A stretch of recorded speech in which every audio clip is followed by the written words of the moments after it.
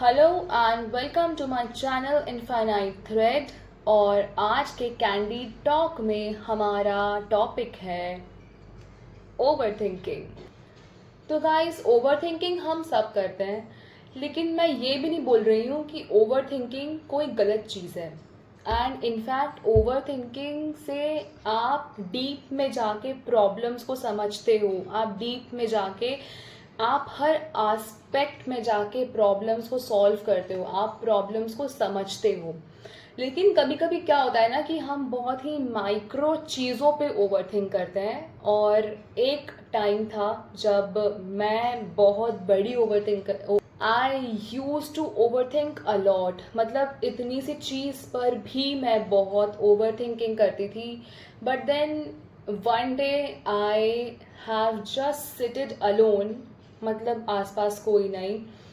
And then मैंने बहुत सोचा इस चीज़ को लेके कि यार ओवर थिंकिंग बहुत ज़्यादा हो रही है, तो अभी हम इस पे काम करेंगे। एंड देन मैंने इस टॉपिक पे बहुत रिसर्च करी, मैंने बहुत कुछ ढूंढा इस टॉपिक पे। एंड जो सल्यूशंस मैंने यूज़ किए हैं पर्सनली और जो इफ़ेक्ट मैंने पर्सनली देखा है अपने सल्यूशंस का, वो सच में बहुत इफ़ेक्टिव है। और आज हम ऐसे ही कुछ चीज़ों को डिस्कस करेंगे जिससे आपकी भी ओवर थिंकिंग बंद हो सकती है।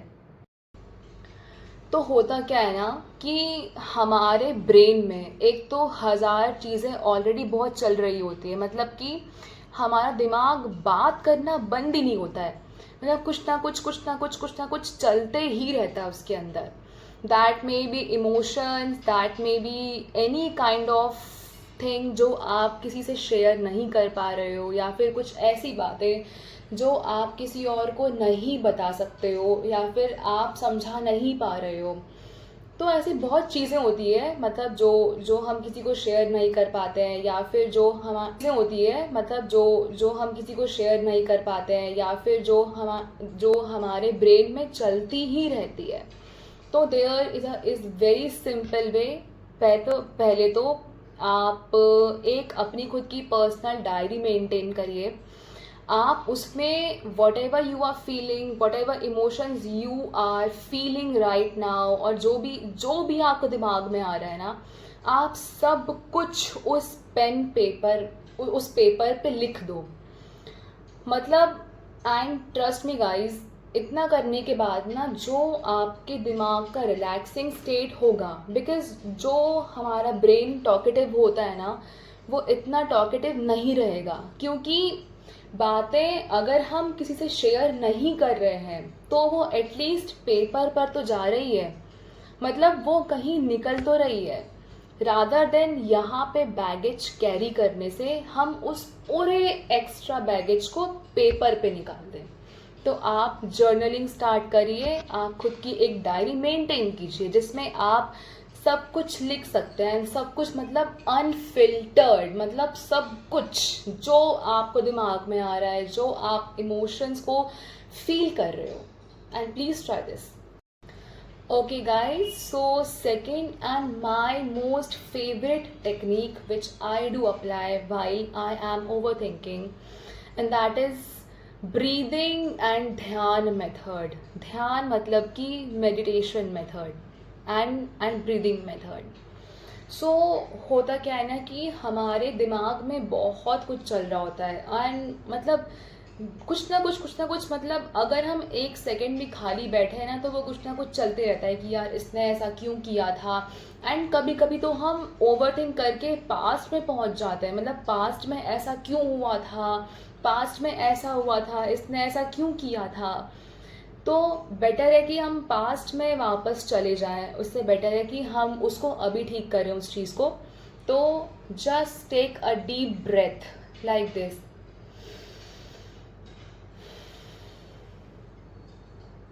रिलैक्स। ऐसी ही आपको कम से कम 5 बार डीप ब्रेथ लेनी है। एंड जो आपका दिमाग काम डाउन होगा, जो आपका दिमाग शांत होगा, वो आपको खुद को होगा experience. And the second thing is, आप ध्यान प्रैक्टिस कीजिए। आप हर रोज़ ध्यान कीजिए। एंड ट्रस्ट मी गाइज, ध्यान से सिर्फ दिमाग शांत नहीं होता है, ध्यान से आपकी क्वालिटी ऑफ थॉट भी चेंज होती है। मतलब जो यूजलेस थॉट्स जो हमको आती है ओवर थिंकिंग के टाइम पे, वो यूजलेस थॉट सारी फिल्टर आउट हो जाती है। मतलब हमारी quality and quantity of thought also gets changed. Now the next point is exercise and listening to good music. Actually exercise भी काफ़ी हद तक आपके मूड को अच्छा करती है, आपकी ओवर थिंकिंग को बंद करती है, प्लस आपको फिज़िकली फिट रखती है। मतलब कि बहुत सारे फ़ायदे हैं एक्सरसाइज करने के। And the next thing is listening to any soft music. मतलब कि आप अच्छे म्यूज़िक को सुनिए जब भी आपको लग रहा है कि यार बहुत ओवर थिंकिंग हो रही है, बहुत थॉट्स चल रही है। Just put on a soft music, that's it. और जो आपका माइंड रिलैक्स होगा, वो आपका दिमाग अनादर लेवल पे रिलैक्स होगा और आपकी पूरी ओवर थिंकिंग बंद हो जाएगी। और ये सब मैंने पर्सनली अपनी लाइफ में किया है पहले और अब तक करती हूँ। And the last and very important point, मतलब मैं एक्चुअली कृष्णा जी को बहुत मानती हूँ एंड उनकी टीचिंग्स मैं बहुत मानती हूँ, बिकॉज उनकी टीचिंग्स वाकई में बहुत प्रैक्टिकल है आज की लाइफ में अप्लाई करने के लिए। So what Krishna ji says कि everything happens for a reason. मतलब कि जो होता है अच्छे के लिए होता है। तो आप बस इस कॉन्सेप्ट को यहाँ बिठा लो एक बार।